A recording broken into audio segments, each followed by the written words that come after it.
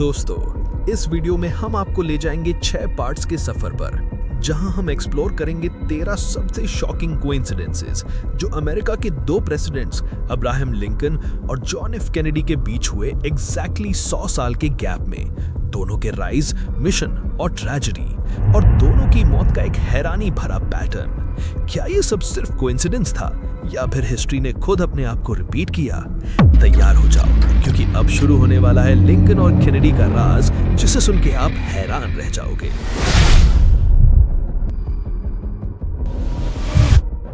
सोचो, एक आदमी अमेरिका का प्रेसिडेंट बनता है देश को बदलने का सपना लेकर। फिर एग्जैक्टली 100 साल बाद एक और प्रेसिडेंट आता है और उसकी जिंदगी भी बिल्कुल वही कहानी रिपीट करती है। दोनों का राइज, दोनों का मिशन, दोनों की ट्रेजेडी, और सबसे शॉकिंग, दोनों की मौत भी एक जैसे तरीके से होती है। आज हम बात करेंगे अब्राहम लिंकन और जॉन एफ कैनेडी के बीच के सबसे अजीबोगरीब कोइंसिडेंसेस की।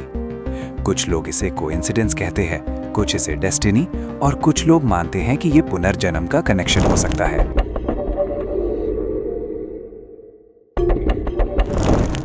अब्राहम लिंकन अमेरिका के 16th प्रेसिडेंट थे, जिन्हें स्लेवरी खत्म करने के लिए याद किया जाता है।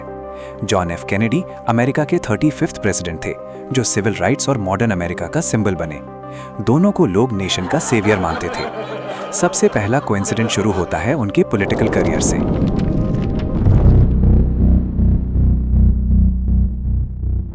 लिंकन को कांग्रेस में इलेक्ट किया गया था 1846 में। कैनेडी को कांग्रेस में इलेक्ट किया गया 1946 में, एग्जैक्टली 100 ईयर्स अपार्ट।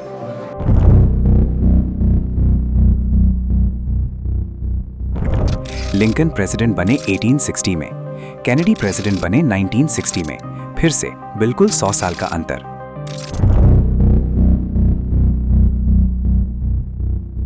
लिंकन ने स्लेवरी के अगेंस्ट फाइट किया, कैनेडी ने सिविल राइट्स मूवमेंट को सपोर्ट किया। दोनों का मिशन था फ्रीडम और इक्वालिटी फॉर ऑल।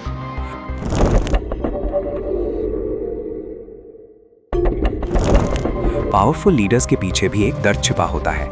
लिंकन के व्हाइट हाउस में उनके बेटे की डेथ हुई, कैनेडी के व्हाइट हाउस में भी उनके छोटे बेटे की डेथ हुई।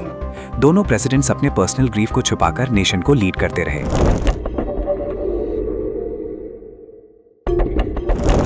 अब आता है सबसे शॉकिंग पार्ट, दोनों प्रेसिडेंट्स की असैसिनेशन। लिंकन को शूट किया गया फ्राइडे को, कैनेडी को भी शूट किया गया फ्राइडे को। लिंकन को हेड में बुलेट लगी, कैनेडी को भी हेड में बुलेट लगी। लिंकन के साथ उनकी वाइफ थी, कैनेडी के साथ भी जैकी कैनेडी थी। नेशन दोनों बार शॉक में चला गया। एक और अजीब कोइंसिडेंस ये है कि लिंकन के बाद प्रेसिडेंट बने एंड्रू जॉनसन, कैनेडी के बाद प्रेसिडेंट बने लिंडन जॉनसन। दोनों का सरनेम जॉनसन था।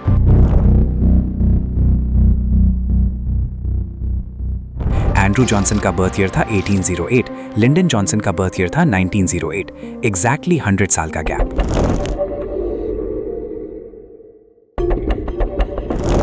अब किलर्स की कहानी और भी ज्यादा क्रीपी है।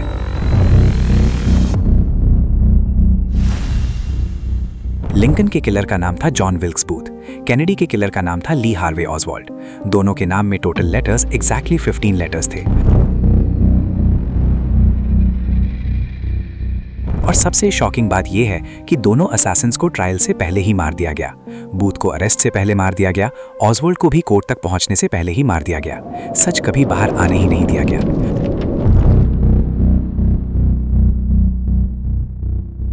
बूथ थिएटर से भागकर एक वेयरहाउस में छुपा, ऑसवाल्ड भी एक वेयरहाउस से अरेस्ट हुआ।